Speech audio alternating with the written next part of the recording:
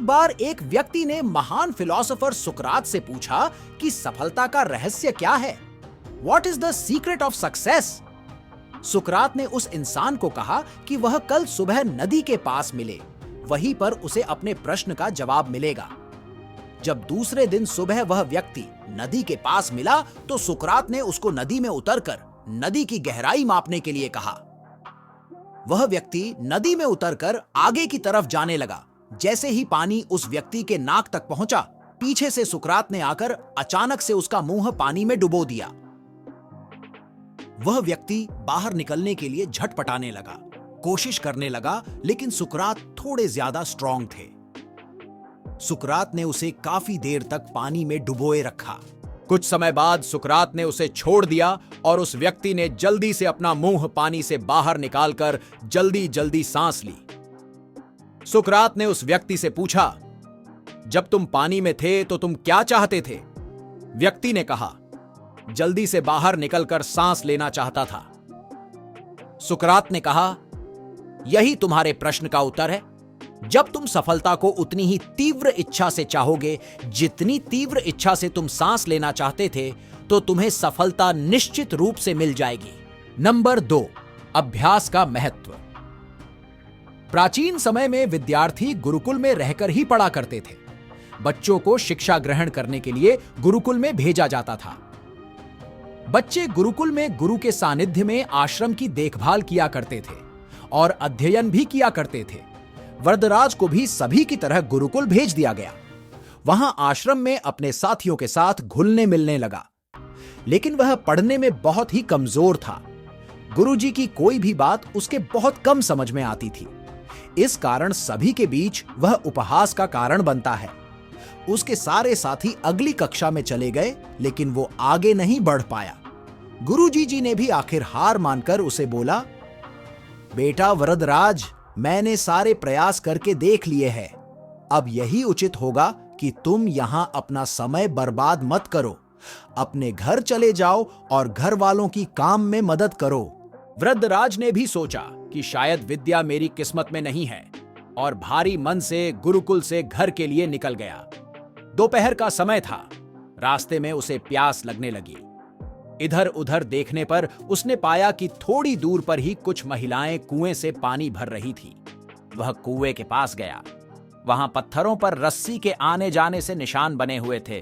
तो उसने महिलाओं से पूछा, यह निशान आपने कैसे बनाए? तो एक महिला ने जवाब दिया, बेटे, यह निशान हमने नहीं बनाए। यह तो पानी खींचते समय इस कोमल रस्सी के बार बार आने जाने से ठोस पत्थर पर भी ऐसे निशान बन गए हैं। वरदराज सोच में पड़ गया। उसने विचार किया कि जब एक कोमल सी रस्सी के बार बार आने जाने से एक ठोस पत्थर पर गहरे निशान बन सकते हैं, तो निरंतर अभ्यास से मैं विद्या ग्रहण क्यों नहीं कर सकता? वृद्धराज ढेर सारे उत्साह के साथ वापस गुरुकुल आया और अथक कड़ी मेहनत की। गुरुजी ने भी खुश होकर भरपूर सहयोग किया। कुछ ही सालों बाद यही मंदबुद्धि बालक वृद्धराज आगे चलकर संस्कृत व्याकरण का महान विद्वान बना, जिसने लघु सिद्धांत कौमुदी, मध्य सिद्धांत कौमुदी, सार सिद्धांत कौमुदी, गीर्वाण पद मंजरी की रचना की। दोस्तों, अभ्यास की शक्ति का तो कहना ही क्या है। यह आपके हर सपने को पूरा करेगी। अभ्यास बहुत जरूरी है, चाहे वो खेल में हो या पढ़ाई में या किसी और चीज में। बिना अभ्यास के आप सफल नहीं हो सकते हो। अगर आप बिना अभ्यास के केवल किस्मत के भरोसे बैठे रहोगे, तो आखिर में आपको पछतावे के सिवा और कुछ हाथ नहीं लगेगा। इसलिए अभ्यास के साथ धैर्य, परिश्रम और लगन रखकर आप अपनी मंजिल को पाने के लिए जुट जाएं। नंबर 3, ओलंपिक में भारत को गोल्ड मेडल मिलने से हर भारतवासी खुशी से झूम उठा। बिंद्रा की जिद और जुनून ने उन्हें इस मुकाम पर पहुंचाया है। बैंकॉक में हुए वर्ल्ड शूटिंग चैंपियनशिप में बिंद्रा की टीममेट रही इंटरनेशनल शूटर श्वेता चौधरी ने कहा कि बिंद्रा ने जो कहा वह कर दिखाया। श्वेता मामूली अंतर से ओलंपिक टीम में जगह बनाने में नाकाम रही। श्वेता ने बताया कि बिंद्रा ओलंपिक गोल्ड के लिए पिछले 4 साल से अनवरत मेहनत कर रहे थे। बिंद्रा ने जो कहा वह कर दिखाया। ऐसे बदली दुनिया। श्वेता बताती हैं कि एथेंस ओलंपिक के बाद अभिनव के व्यवहार में चेंज आया। एथेंस ओलंपिक में पदक हासिल न करने के बाद ही उन्होंने निश्चय कर लिया था कि वह अगला मौका बीजिंग ओलंपिक नहीं गंवाएंगे। एक स्मरण सुनाते हुए श्वेता ने कहा कि बैंकॉक में वर्ल्ड चैंपियनशिप के दौरान जब भारतीय टीम के अन्य शूटर शाम को शहर घूमने गए थे, बिंद्रा जिम में एक्सरसाइज कर रहे थे। शायद अभिनव को एथेंस ओलंपिक में पदक नहीं जीतने का सदमा ऐसा लगा कि उनके व्यवहार में काफी परिवर्तन आ गया। उसके बाद से वह रिजर्व रहने लगे। इसके पहले वह साथियों के बीच आकर हंसी मजाक करते थे। इसके बाद वह लगातार विदेशों में जाकर प्रैक्टिस करते रहे। श्वेता ने बताया कि बिंद्रा ने स्वयं ही अपने लिए प्राइवेट कोच, पार्टक्लॉजिस्ट और फिजियो नियुक्त किया था। इसके बावजूद छोटी प्रतियोगिताओं में उनके मेडल न जीतने पर कई बार उनकी आलोचना भी हुई, परंतु उनको जानने वाले जानते थे कि अभिनव में वह क्षमता है जो वक्त आने पर बड़ी प्रतियोगिता में अवश्य दिखेगा। उनका टारगेट ओलंपिक ही था। और यह है हमारी आखिरी कहानी। रामानुजन का जन्म एक गरीब परिवार में 22 दिसंबर 1887 को तमिलनाडु के इरोड कस्बे में हुआ था। उनके पिता एक साड़ी की दुकान पर क्लर्क का काम करते थे। रामानुजन के जीवन पर उनकी मां का बहुत प्रभाव था। जब वे 11 वर्ष के थे तो उन्होंने एस.एल. लोनी द्वारा लिखित गणित की किताब की पूरी मास्टरी कर ली थी। गणित का ज्ञान तो जैसे उन्हें ईश्वर के यहां से ही मिला था। 14 वर्ष की उम्र में उन्हें मेरिट सर्टिफिकेट्स एवं कई अवार्ड मिले।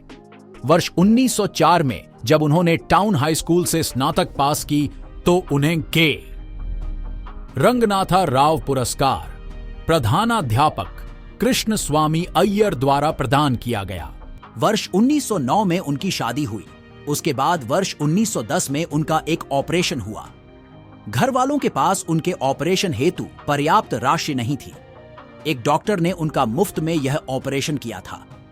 इस ऑपरेशन के बाद रामानुजन नौकरी की तलाश में जुट गए। वे मद्रास में जगह जगह नौकरी के लिए घूमे। इसके लिए उन्होंने ट्यूशन भी किए। वे पुनः बीमार पड़ गए। इसी बीच वे गणित में अपना कार्य करते रहे। ठीक होने के बाद उनका संपर्क नेल्लौर के जिला कलेक्टर रामचंद्र राव से हुआ। वह रामानुजन के गणित में कार्य से बेहद प्रभावित हुए। वर्ष 1912 में उन्हें मद्रास में चीफ अकाउंटेंट के ऑफिस में क्लर्क की नौकरी भी मिल गई। वे ऑफिस का कार्य जल्दी पूरा करने के बाद गणित का रिसर्च करते रहते। इसके बाद वे इंग्लैंड चले गए। वहां उनके कार्य को खूब प्रशंसा मिली। उनके गणित के अनूठे ज्ञान को खूब सराहना मिली। वर्ष 1918 में उन्हें ट्रिनिटी कॉलेज कैम्ब्रिज का fellow of Trinity college Cambridge चुना गया। वह पहले भारतीय थे जिन्हें इस सम्मान पोजीशन के लिए चुना गया। बहुत मेहनती एवं धुन के पक्के थे। कोई भी विषम परिस्थिति, आर्थिक कठिनाइयां, बीमारी एवं अन्य परेशानियां उन्हें अपनी धुन से नहीं डिगा सकीं। वे अंततः सफल हुए। आज उन्हें विश्व के महान गणितज्ञों में शुमार किया जाता है। 32 वर्ष की छोटी उम्र में ही इस प्रतिभाशाली व्यक्ति का देहावसान हो गया।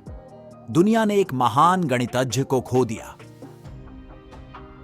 आपको हमारी ये real life inspirational stories in Hindi motivational stories कैसी लगी? कमेंट में अपनी प्रतिक्रिया जरूर दें।